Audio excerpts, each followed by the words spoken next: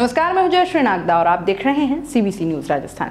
आजकल राजस्थान सरकार ने भी उत्तर प्रदेश की तर्ज पर गलत कार्यों या अपराधों में संलिप्त रहने पर सीधे उनकी संपत्ति पर बुलडोजर चला रही है। अपराधों पर नियंत्रण को लेकर ये सारी कवायद की जा रही है। तो अब पेपर लीक से जुड़ा बड़ा सवाल सचिन पायलट ने खड़ा कर दिया है।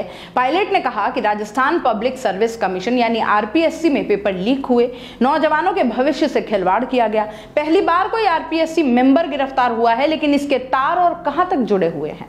मैंने जब इस पर सवाल उठाया तो कहा गया कोई नेता अफसर शामिल नहीं है। जब पीपली के किसी दलाल पर बुलडोजर चल सकता है तो इस आरपीएससी मेंबर कटारा के मकान पर बुलडोजर क्यों नहीं चल सकता। डिप्टी सीएम सचिन पायलट एक महीने में दूसरी बार अपनी ही सरकार के खिलाफ मैदान में उतर गए हैं। उनकी जन संघर्ष यात्रा अजमेर से जयपुर चल पड़ी है।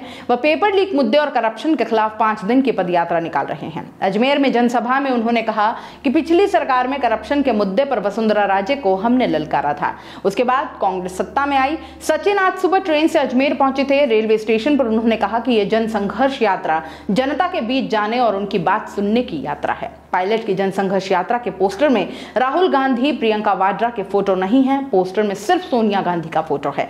उन्होंने कहा वसुंधरा राजे के कार्यकाल में लगातार भ्रष्टाचार हुआ। हम लोगों ने वसुंधरा को ललकारा, हमने चैलेंज किया, आपके पास बहुमत हो सकता है, आपके पास राज हो सकता है, लेकिन जनता को लूटने का लाइसेंस आपके पास नहीं है। मैंने कांग्रेस प्रदेश अध्यक्ष रहते हुए राज्य की सरकार पर आरोप लगाए। हमारी पार्टी के तमाम नेताओं ने आरोप लगाए। गहलोत साहब ने आरोप लगाए थे कि बजरी माफिया, शराब माफिया, जमीन माफिया, लोगों के बीच में लगातार लूट हुई।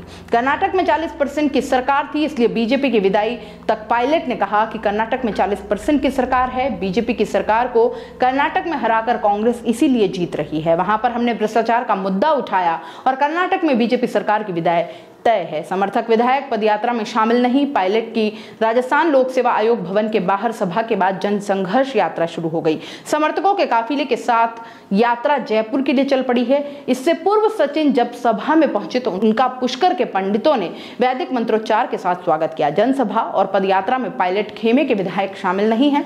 पिछले महीने जयपुर में हुए अनशन में भी ये विधायक शामिल नहीं